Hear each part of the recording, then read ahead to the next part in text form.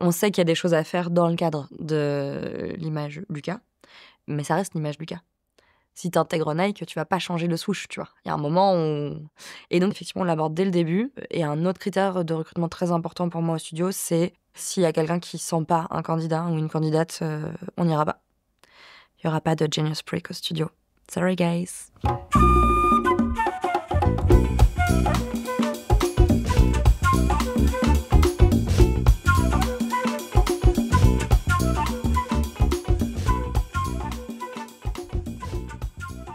Le logo Lucas, la version sur laquelle j'avais travaillé, il date de 2009 à peu près, je pense. Et en fait, donc ça faisait déjà un moment que je travaillais pour Lucas, et j'étais souvent un peu embêtée avec le logo qui existait, parce que je le trouvais pas très équilibré, je trouvais qu'il marchait pas très bien en petit. Et donc un jour, je me suis pas dit je vais créer un nouveau logo, je me suis dit je vais juste essayer de le retravailler pour qu'il me dérange moins. Et donc, en fait, c'est comme ça, c'est un peu en expérimentant, en jouant avec les formes et en reprenant le deuxième C de Lucas et en les mettant côte à côte. En fait, j'ai vu apparaître une silhouette de personne et je me suis dit, en fait, c'est des choses qui fonctionnent bien quand tout d'un coup, il y a une forme qui n'était pas forcément évidente, mais qui apparaît. Il y a un espèce de jeu qui se joue avec la personne qui va regarder le logo. Donc, j'ai foncé sur cette piste-là. Et puis ensuite, comme c'était pas vraiment une commande de refaire le logo, il y avait que moi qui dérangeait le logo avant. J'ai un peu marketé le truc en faisant une petite vidéo qui montrait comment on était passé du logo historique au nouveau logo. Et j'ai envoyé à Gilles en me disant, avec un habillage marketing comme ça, il ne pourra pas dire non, hein. Et effectivement, ça a eu du succès et on a changé de logo à ce moment-là. Après avoir travaillé sur le logo Lucas, on s'est dit que ça pourrait être bien aussi d'avoir un logo par logiciel.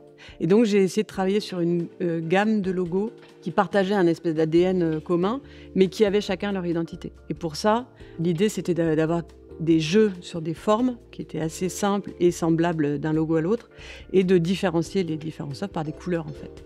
Et c'est à ce moment-là qu'on s'est dit, oui, on peut capitaliser sur la couleur pour que Lucas soit remarquable par rapport à la concurrence, surtout à l'époque. Et je pense que c'est à ce moment-là qu'est arrivée cette phrase culte, si je puis dire, un logiciel de gestion n'est pas nécessairement gris, moche et triste. C'est effectivement comme ça, je pense, qu'on est arrivé sur le monde coloré de Lucas.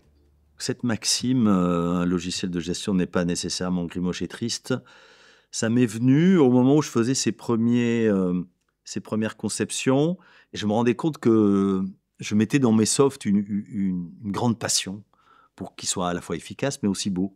Et donc j'ai voulu retranscrire ça et dire que non, c'est pas étonnant d'être passionné par des logiciels de gestion et qu'un logiciel de gestion n'est pas nécessairement gris, moche et triste. L'importance accordée à la couleur dans l'identité de Lucas, je pense que ça découle de 2 choses. La première, je pense qu'il y a toujours une volonté de se démarquer chez Lucas. Et il y a ce fameux, les logiciels de gestion ne sont pas nécessairement gris, moche et triste, qui est peut-être un peu moins différenciant aujourd'hui, mais qui a été vraiment un point, je pense, différenciant au départ quand effectivement les logiciels de gestion, c'était des Excel à n'en plus finir. Donc je dirais que ça vient de là. Et après, ça fait partie maintenant de la Lucas Touch. C'est quelque chose qui nous différencie et qui est vraiment inhérent à notre identité. Alors, le ni gris ni moche ni triste, c'est un peu une image globale qu'on a du vieux logiciel de gestion. Nous, aujourd'hui, chez Lucas, on ne prend pas les mots indépendamment les uns des autres. Non, aujourd'hui, par exemple, on a du gris dans les interfaces et on l'assume. Après, il faut qu'on arrive aussi à se démarquer, parce que ni gris ni moche ni triste, est-ce que c'est toujours quelque chose d'actualité ? Je dirais que c'est pas le slogan sur lequel il faut qu'on base la conception de nos interfaces, mais c'est une ligne directrice qui nous permet de savoir dans quelle direction aller, en tout cas, et du coup d'éviter de tendre vers ces logiciels qu'on juge aujourd'hui un peu dépassés. Avez-vous vraiment réfléchi à la façon dont les visiteurs sont accueillis dans votre entreprise ? Est-ce que cela ressemble à cet accueil ou ne serait-ce pas plutôt comme celui-ci ? Je ne sais plus du tout comment c'est venu cette histoire, mais on avait décidé de faire un petit clip vidéo de promotion pour le logiciel Urba. Et on avait fait ça en stop motion et en papier découpé. Et le produit final, c'était du bricolage, mais c'était assumé comme ça. Et clairement, c'était carte blanche pour faire quelque chose qui soit pas gris, moche et triste, enfin qui change de ce qu'on a l'habitude de voir, quoi. Et oui, j'ai vraiment l'impression qu'on a été très, très libre. Je ne sais pas si on a cherché longtemps l'identité. En tout cas, quand on ne te donne pas trop de limites, et bah, t'explores. Et en 8 ans, on m'a jamais dit Meryl, arrête, t'abuses là. Tu te calmes. Donc c'est aussi hyper cool pour un designer de ne pas avoir des barrières ou de pas être contraint à. Et donc il y avait vraiment cette recherche-là qui était hyper épanouissante en fait pour un designer, parce qu'en fait tu te cantonnes pas uniquement à une charte et autres. C'est ce qui m'a fait rester aussi longtemps, je pense d'ailleurs, c'est qu'il y avait toujours l'envie de se renouveler, mais c'est très Lucas aussi de toujours être en perpétuelle évolution. Et l'enjeu quand je suis arrivée, c'était on était à un moment un peu charnière en fait. Il y avait cette envie d'affirmer un petit peu plus l'identité de la marque Lucas. Et c'était aussi l'émergence du coup de notre stratégie marketing en fait. Et donc du coup, je suis arrivée et en fait les premières étapes que tu fais, c'est un peu tu déclines l'existant en fait. Tu vas pas tout de suite arriver et tout dégager en disant bougez-vous, c'est moi qui dis. Donc moi, il y avait une base qui était déjà présente et le but c'était de la comprendre, la décliner. Et c'est par les refontes, les réflexions, les nouvelles choses que j'ai pu commencer à mettre ma patte petit à petit et à m'approprier l'identité et donc travailler plus dans le style que j'avais envie d'avoir sur la marque Lucas. Gilles aime beaucoup faire l'analogie entre le développement logiciel et l'architecture et l'ingénierie, en fait. Et ce qu'il aime beaucoup, par exemple, dans l'architecture, c'est tous les éléments qui ne sont pas utiles en soi, mais qui participent à faire des bâtiments quelque chose de remarquable et de beau, en fait, tout simplement. Et ça, c'est quelque chose auquel il était très attaché, y compris dans le logiciel. Il voulait de l'ornement, il voulait non seulement un logiciel qui fonctionne, mais un logiciel qui soit beau et agréable à utiliser. Enfin, ça va ensemble, en fait, cette espèce d'amour du beau, quoi. Je me suis rendu compte de ça quand j'ai conçu mes premiers softs. Les softs de gestion, tu as beaucoup de tableaux. Et un tableau, en soi, c'est pas très beau. Et à ce moment-là, je suis toujours passionné par l'architecture. Et on travaillait à côté d'un immeuble dessiné par Guimard, avenue Mozart. Et j'étais fasciné par la capacité des architectes de cette époque à ornementer leurs immeubles. Donc, et un immeuble, finalement, c'est assez proche d'un tableau. Et c'est à ce moment-là, je me suis dit, il faut rendre ces tableaux beaux. Et pour moi, c'est indissociable, même si le beau ne doit pas interférer avec le fonctionnement. Donc, il faut trouver un certain équilibre. Et c'est ça, c'est tout le métier de l'éditeur de logiciels. Un beau logiciel, dans un premier temps, ce que je dirais, c'est que c'est un logiciel fonctionnel. Ensuite, à nous de venir ornementer, entre guillemets, ces interfaces, ces logiciels, comme on l'entend. Et c'est pour ça qu'on fait appel à la brand aussi pour ces aspects-là. Mais là où le brand va pouvoir étaler les aspects marketing, nous, on va un petit peu se restreindre côté produit parce qu'il faut qu'on pense à l'expérience utilisateur. Donc, il faut savoir faire le tri aussi un petit peu dans tous ces éléments-là. Donc, on essaye quand même au maximum d'utiliser tout ce que la brand peut nous fournir, qu'on essaye d'insuffler aussi dans le produit, donc ça peut être assez discret. Ensuite, côté produit, à proprement parler, on va aussi travailler l'UI, donc la user interface, donc vraiment l'aspect graphique de tous les composants. Donc on a récemment fait un travail sur les tableaux, par exemple, pour vraiment casser un petit peu avec les codes classiques des tableaux. Et aujourd'hui, par exemple, on se retrouve avec des tableaux qui vont à l'inverse des logiciels gris, moches et tristes.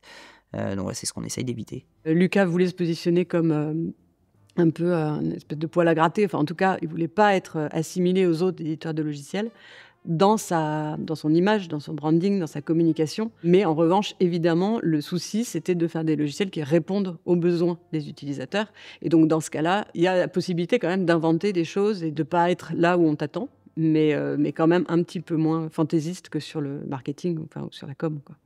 Quand je suis arrivée, en fait, il y a eu une espèce de scission en fait, entre le design de marque et les côtés produits, parce que finalement, on n'avait pas les mêmes enjeux et pas les mêmes objectifs. Côté marketing, voilà, on mettait en place une stratégie d'acquisition, il y avait un besoin d'ancrer un peu plus la marque Lucas.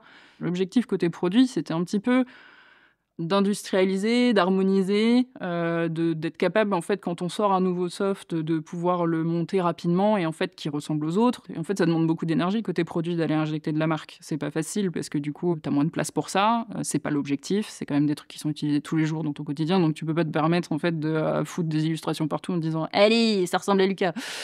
Non, c'est un truc qui se travaille et c'est un truc subtil. Donc, évidemment, ça s'est creusé.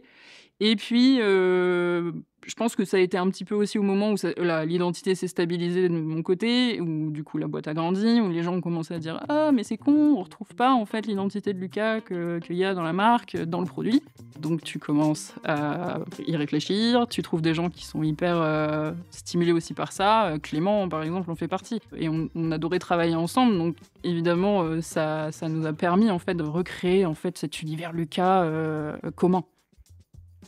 On a la chance d'avoir des échanges intéressants avec le produit. On dissocie pas totalement image de marque et transmission dans le produit. C'est des sujets sur lesquels on échange régulièrement avec les équipes produits. Initialement, c'était beaucoup Meryl et Clément. Mais on a aussi essayé de pousser l'exercice un peu plus loin en créant des moments d'échange entre les équipes créatives chez Lucas. Puisque au niveau produit, ils ont besoin de retransposer l'identité pour ramener cette émotion positive quand on utilise nos softs. C'est hyper important et c'est des choses qu'on transmet et dans l'identité visuelle de marque et dans le produit. En tout cas, c'est un travail qu'on essaie de faire en cohérence. Et parce que quand tu veux être en croissance, il faut considérer la préférence de marque. Tu parles pas de la même manière à un public allemand qu'à un public espagnol ou un public français. Tu parles pas de la même manière à une entreprise de 50 personnes qu'à une entreprise de 3000 personnes. Et donc, je pense que la préférence de marque va être primordiale pour l'avenir de Lucas et notre croissance. Et on peut pas opposer hypercroissance et émotion. Au contraire, c'est vraiment une arme dont on doit se saisir aujourd'hui. Cher Codir, voici la solution à tous nos problèmes RH. Ce qui est intéressant avec l'identité de Lucas, c'est qu'elle a toujours été en mouvance. Pendant très longtemps, elle était évolutive, elle s'arrêtait pas, elle grandissait avec la boîte en fait. Mais une fois qu'on a trouvé un angle de vue, ça devient la ligne directrice, c'est la base de la cohérence visuelle. Et après, en fait, c'est juste une question de réfléchir un petit peu aux tendances, d'aller ajuster, faire du micro-changement qui font évoluer en fait l'apparence, mais qui ne changent pas du tout le propos ou du coup l'objectif visuel qu'on s'est donné. Un des principes, c'est qu'il faut se différencier. Sur les softs, on se différencie dans les fonctionnalités et on peut se différencier aussi dans l'ornementation, dans ce qu'on appelle l'UI du soft. Mais il ne faut pas que l'UI prenne le pas sur la fonctionnalité. Dans le domaine de l'image de marque et du positionnement, là, il n'y a pas cette limite de fonctionnalité, il y a juste la limite du bon goût ou de ce qu'il faut faire. Et moi, je n'ai pas de problème là-dessus pour outrepasser les limites. Ça ne veut pas dire faire n'importe quoi, hein, mais il ne faut pas avoir peur d'être différent.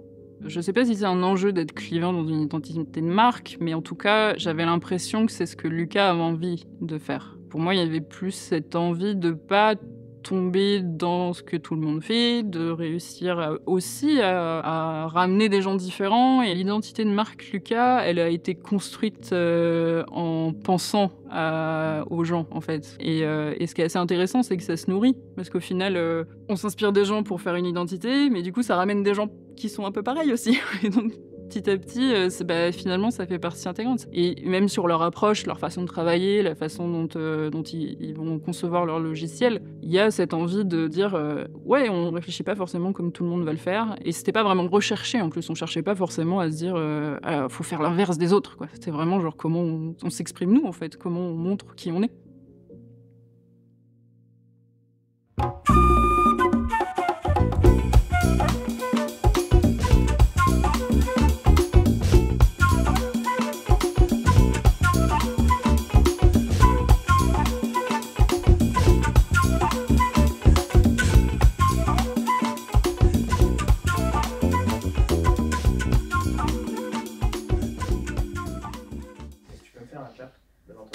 Moi, je fais un clap? Avec tes mains. Nickel. Clap. Et ça clap, clap, clap.